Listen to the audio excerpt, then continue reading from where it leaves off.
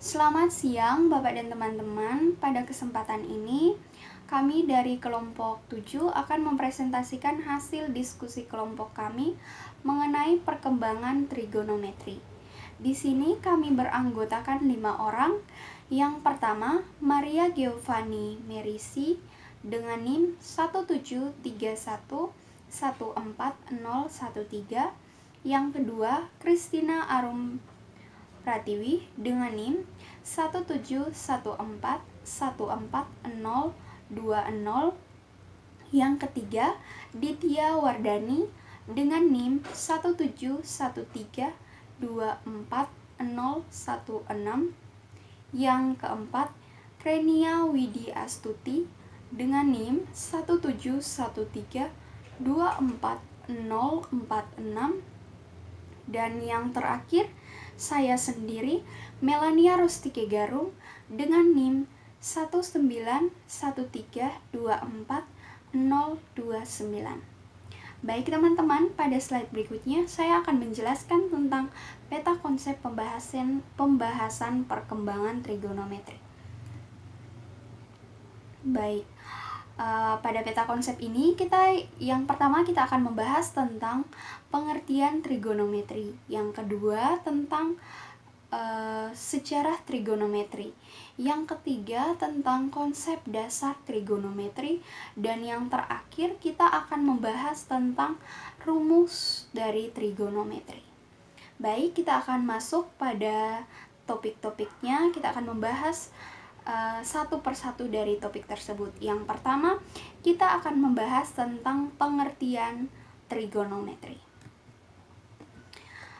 Trigonometri berasal dari bahasa Yunani trigonon yang artinya 3 sudut dan metro yang artinya mengukur.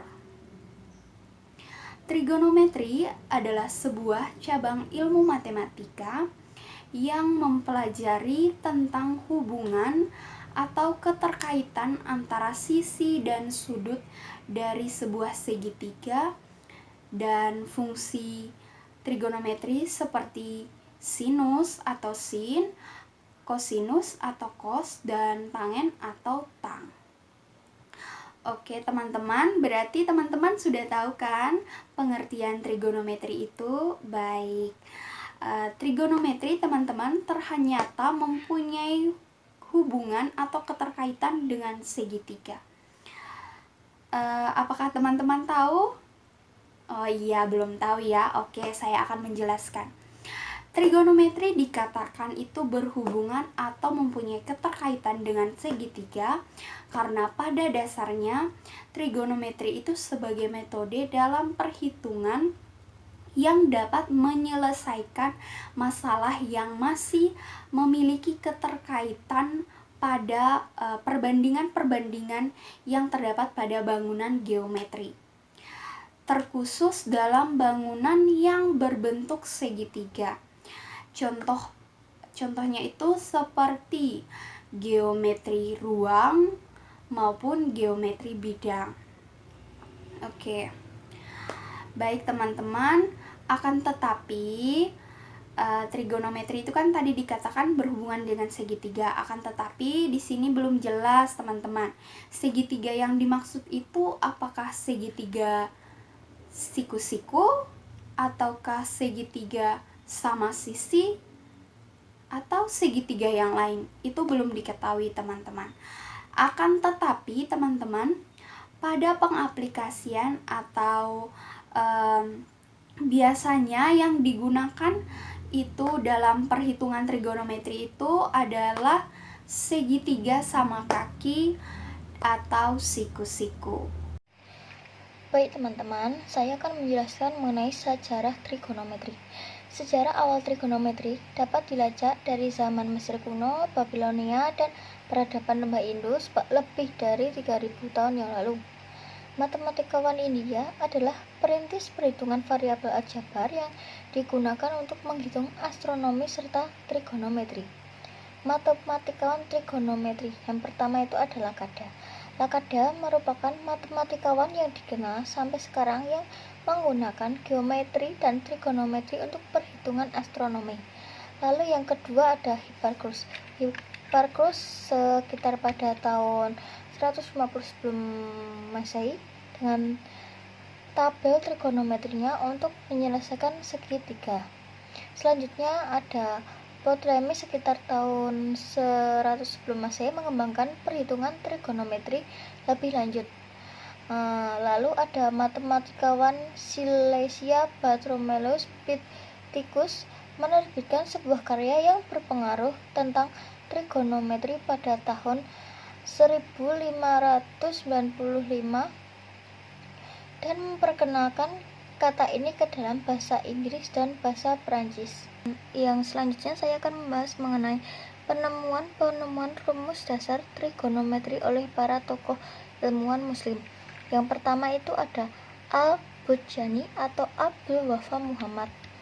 Abdul Wafa Muhammad merupakan satu di antara sekian banyak ilmuwan muslim yang turut mewarnai khasanah pengetahuan masa lalu. Dia tercatat sebagai seorang ahli di bidang ilmu matematika dan astronomi. Selanjutnya, konstruksi bangunan trigonometri versi Abdul Wafa hingga kini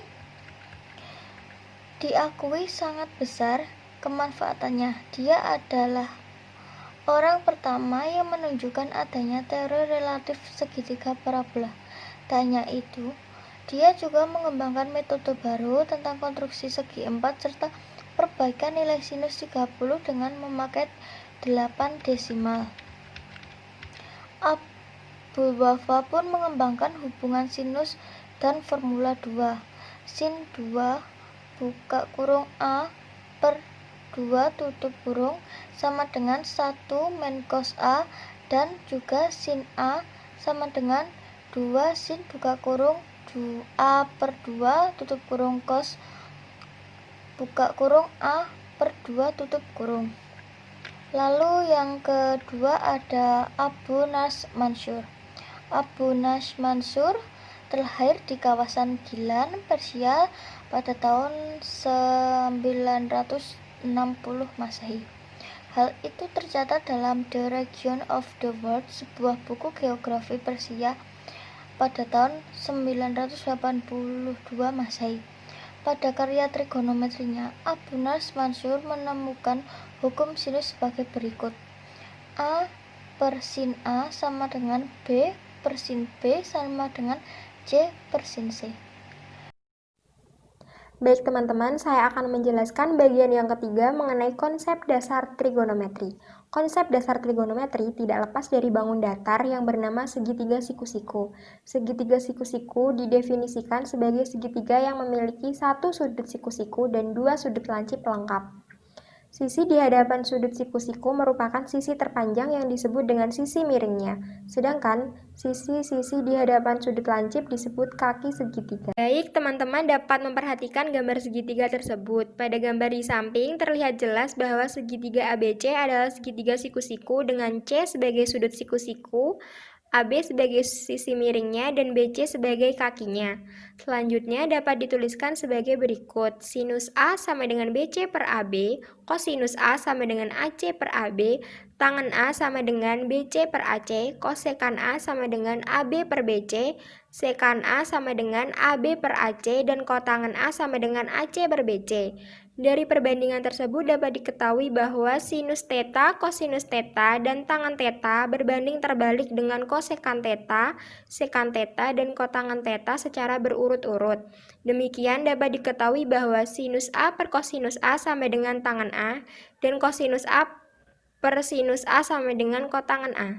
Untuk rumus trigonometri, yang pertama adalah nilai perbandingan trigonometri untuk sudut-sudut istimewa. Nah, di sini sudah disajikan tabel nilai perbandingan trigonometri untuk sudut-sudut istimewa.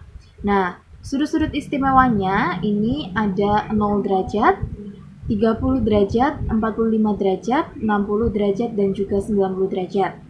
Nah, di sisi lain dalam tabel juga sudah dituliskan yaitu sinus alfa, kosinus alfa, tangen alfa, dan kotangen alfa.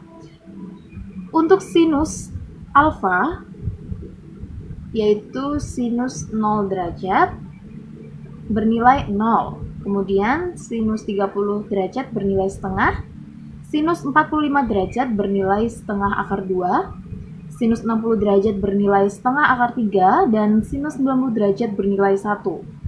Selanjutnya untuk kosinus alfa, yaitu kosinus 0 derajat bernilai 1, kosinus 30 derajat bernilai setengah akar 3, kosinus 45 derajat bernilai setengah akar 2, kosinus 60 derajat bernilai setengah, dan kosinus 90 derajat bernilai 0. Kemudian, untuk tangan alfa, yaitu tangan 0 derajat bernilai 0, tangan 30 derajat bernilai sepertiga akar 3, tangan 45 derajat bernilai 1, tangan 60 derajat bernilai akar 3, dan untuk tangan 90 derajat tidak terdefinisi. Selanjutnya untuk kotangan alfa, yaitu kotangan 0 derajat, itu tidak terdefinisi. Kotangan 30 derajat bernilai akar 3, kotangan 45 derajat bernilai 1, kotangan 60 derajat bernilai sepertiga akar 3, dan kotangan 90 derajat bernilai 0. Yang kedua adalah perbandingan trigonometri suatu sudut di berbagai kuadran. Nah, di sini sudah disediakan gambar yang terletak di sebelah kanan atas, yang mana dalam gambar tersebut sudah dipetakan untuk garis OP. Sedemikian sehingga terbentuk sudut POX, yaitu sudut alfa. Yang mana untuk ruas garis OP ini dapat kita cari panjangnya dengan rumus akar dari X kuadrat ditambah Y kuadrat. Nah, di sini ruas garis OP atau panjang garis OP ini sama dengan R. Dan R tersebut lebih dari 0. Berdasarkan gambar tersebut, diperoleh perbandingan sebagai berikut. Nah, karena dalam gambar tersebut terbentuk sudut POX atau sudut alfa, maka kita bisa mencari sinus dari sudut alfa tersebut, yaitu ordinat P per panjang OP atau Y per R. Kemudian yang kedua adalah kosinus alfa, yaitu absis P dibagi dengan panjang OP atau X per R. Kemudian yang ketiga adalah tangan alfa. Tangan alfa ini dapat ditentukan atau dapat dicari dengan rumus ordinat P dibagi dengan absis P atau Y per X. Kemudian kosekan alfa itu sama dengan panjang OP, ya, panjang dari ruas garis OP atau R dibagi dengan ordinat P atau Y, sehingga dapat dituliskan R per Y. Kemudian sekan alfa itu sama dengan panjang OP dibagi dengan absis P atau R per X. Lalu kotangan alfa itu dapat ditentukan dengan absis P dibagi dengan ordinat P atau X per Y. Nah, dari keenam perbandingan trigonometri tadi, kita dapat membuat tabel tanda. Tabel tanda nilai keenam perbandingan trigonometri tersebut di setiap kuadrannya, yakni sebagai berikut yang sudah ditampilkan dalam slide. Nah, dalam tabel dituliskan untuk kuadran atau nilai dari masing-masing kuadran. Ada sinus, kosinus, tangen, kosekan, sekan, dan kotangan. Yang mana untuk sinus itu akan bernilai positif pada kuadran pertama dan kedua, sedangkan akan bernilai negatif pada kuadran ketiga dan keempat. Kemudian untuk kosinus itu akan bernilai positif pada kuadran pertama dan keempat, dan bernilai negatif pada kuadran kedua dan ketiga. Untuk tangan bernilai positif pada kuadran pertama dan ketiga, dan bernilai negatif pada kuadran kedua dan keempat. Untuk kosekan, itu akan bernilai positif pada kuadran pertama dan kedua. Kemudian akan bernilai negatif pada kuadran ketiga dan keempat.